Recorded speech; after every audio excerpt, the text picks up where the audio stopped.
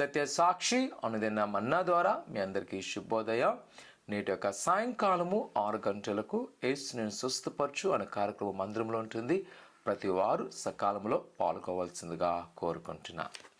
నేటి యొక్క వాగ్దానము యోహాను సువార్త 6వ అధ్యాయము 47వ వచనం. విశ్వసించువాడే నిత్య జీవము కలవాడు.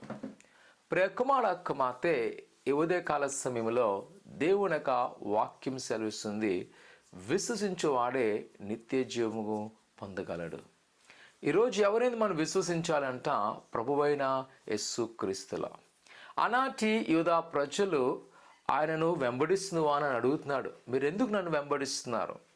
నిన్నటి దినాన్ని వారికి జరిగిన గొప్ప కార్యం అంట 5 రొట్టెలు 2 చేపలకు అద్భుతం. మరలా నేను మీకు ఆహారాన్ని పంచిపెడతానని వెంబడిస్తున్నారా, లేదా మీకు నిత్యమైన జీవం కావాలని? అందుకు వారు అంటున్నారు, అయ్యా నిత్యమైన జీవం కావాలంటే మేము ఏమి చేయాలి అంటే, ఇదిగో నాయందు విశ్వసించండి, ఎందుకంటే నేనే జీవాహారం అని ఒక అధికారమైన మాట ప్రభువైన యేసుక్రీస్తు ఆనాటి ప్రజలకు తెలియజేశాను.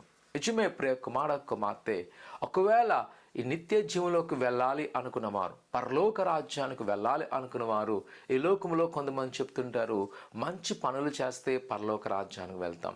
ఒకవేళ మనము ఇతరులకు సాయం చేస్తే నిజమే, కానీ దానికన్నా ప్రాథమికంగా ఏంటంట ప్రభువైన యేసుక్రీస్తుని విశ్వసించి అప్పుడు నీవు అనుసరించవలసినది.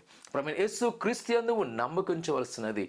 ఆయన అనుసరించినప్పుడు నీ జీవితమే ఇతరులకు సాయం చేసేవారుగా మనసు కల్పింపజేస్తుంది. ఎందుకంటే ఈ లోకంలో నేను అందరూ అనలేను, కానీ కొంతమంది చూస్తున్నప్పుడు వారు ఎందుకు సాయం చేస్తారంటే వారి పాపాను కప్పుపుచ్చుకోవడానికి, వారికి ఉన్న అతిక్రమములు కప్పుచుకోవడానికి. కొంతమంది చూస్తాము లంచం తీసుకొని కొంత ఏదో మేలు చేయాలి, ఎందుకంట ఆ లంచానికి ఉన్న పాపము పోతుందని. అందుకని మొదట మనము ప్రభువైన యేసుకు విశ్వసించాలి, ఎందుకంటే ఆయన మొదట మన పాపాను శుద్ధీకరిస్తాడు. పాపమంట పరలోకాన్ని చేర్చదు. పాపం మరణానికి జీతము. ఈ లోకంలోనే కాదు, నరకంలోకి వెళ్ళబోతున్నాం. మొదట క్రీస్తుని విశ్వసిస్తే అప్పుడు నిత్యజీవానికి వెళ్తావు. ప్రియకుమార కుమార్తె, ఈ ఉదయకాల సమయంలో నీ బంధకాలు ఉండొచ్చు, శ్రమలు ఉండొచ్చు, కానీ మొదట ప్రభువైన యేసును పునాత్మతో విశ్వసించు. నిత్య జీవం పొందాలంటే ఈ దినాన్ని మనము ప్రభువైన యేసు యందు నమ్మకం ఉంచాలి. ప్రార్థన చేసుకుందాం. పరిశుద్ధుడా ఘనమైన దేవా, నీ కొందనాలు, నీ బిడ్డైన వారిని జ్ఞాపకం చేసుకోండి. అయినా నీ హస్తాల మమ్మల్ని భద్రపరచండి, బలపరచండి, నీ కృపాదీవులతో నింపండి. మరి ముఖ్యంగా నీ యందు విశ్వసించుటకు మాకు సహాయం చేయండి. నీ యందు నమ్మకము ఏర్పాటు చేయండి. నీలో బలం పొందుటకు సహాయం చేయండి. నీ కృపాక్షములతో నింపి ఆస్వాదించండి, ఫలింపచేయండి. అయినా నీ సందులో ఏదైతే అడుగుతున్నామో వాటిని నెరవేర్చమంటున్నా దేవా, నీ కొందనాలు.